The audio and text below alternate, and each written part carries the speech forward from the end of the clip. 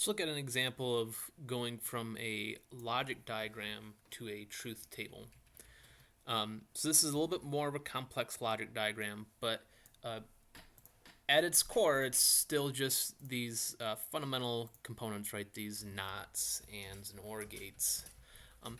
So because of that, one of the handy things that you can do is split this up into smaller problems. So you can see right here, I'm hovering around this intermediate signal, right? And we know this one, I want to give it a name, and it's a very descriptive name, right? It's going to be A naught, right? This is A naught.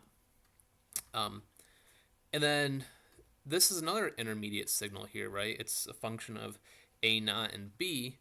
And I guess I could write that mathematically, but actually what I'm going to do is I'm just going to give it a variable name. I'm going to give it, we'll give it a variable name of S. And then here I've got another variable, right? This is a function of B and C, and we're going to call this N. And then as this last intermediate signal, we've got N knotted. So the knots are easy things to give really descriptive variable names because we know it's just whatever its input is knotted. So that means I'm going to put N knot. All right. So we've got all of our intermediate signals labeled, and of course this is A, B, and C, and our output is Z. So now we can make our truth table. So this is a 3-input truth table. So that means we're actually going to have 2 to the 3 rows. Right, so 3 is from the number of inputs here. We've got 3 inputs, and so that means we've got 8 rows, right? 8 rows. And so let's get started with that, right? We've got A, B, and C, right? We usually list them in alphabetical order. And we're just going to count in binary. So for right now, this will just be given to you, right? We're starting at 0, 0, 0, 0, 0, 1, 0, 1, 0, 0, 1, 1, 1, 0, 0, 1, 0, 1, 1, 1, 0, and 1, 1, 1. So those are all the possible configurations. And once again, if you don't know where this this pattern is coming from, that's completely fine because I haven't really discussed it yet. That's something we'll get into later. So these are our inputs, right? These are our inputs. Now let's make a new spot. Oops, it's not a very straight line. Let's make a new spot for our intermediate variables. So that's A naught, S, N, and N naught. And let's figure out what all their values are for each case.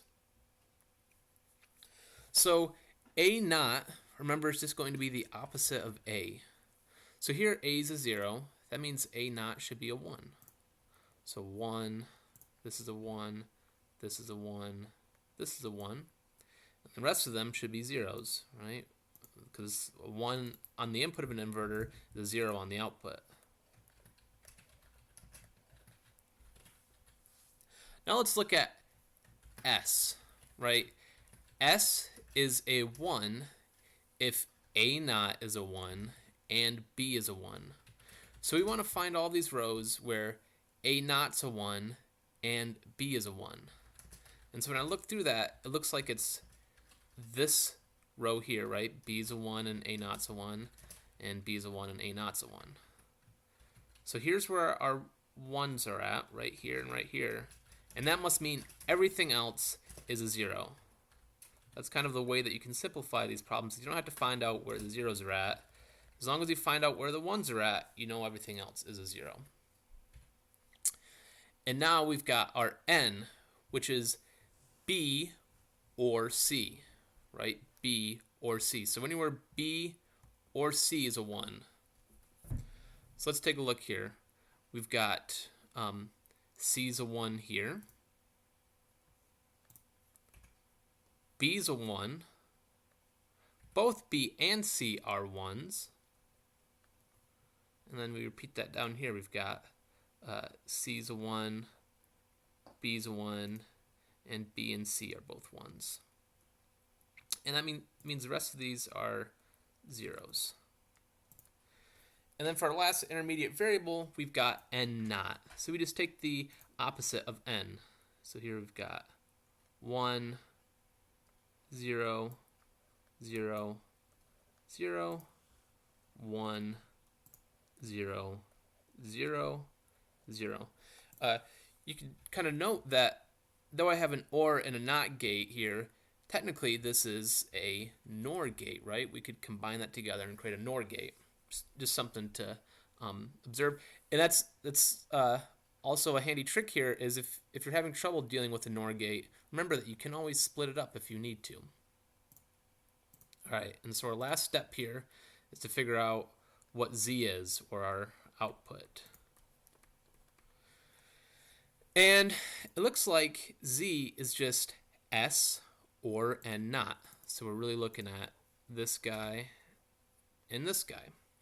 So anywhere that S or N naught is a 1, Z is going to be 1. So here we see immediately in our first row, N naught is a 1. So we're going to put a 1 here. And what else do we have? Looks like here we've got a 1. Here S is a 1. Here N naught is a 1. And it looks like the rest are 0s, eh? So this is how we can go from a logic diagram to a truth table. The key thing here is to split things up into intermediate signals when they get really complex. And it's pretty inevitable that our systems will get more complex. So.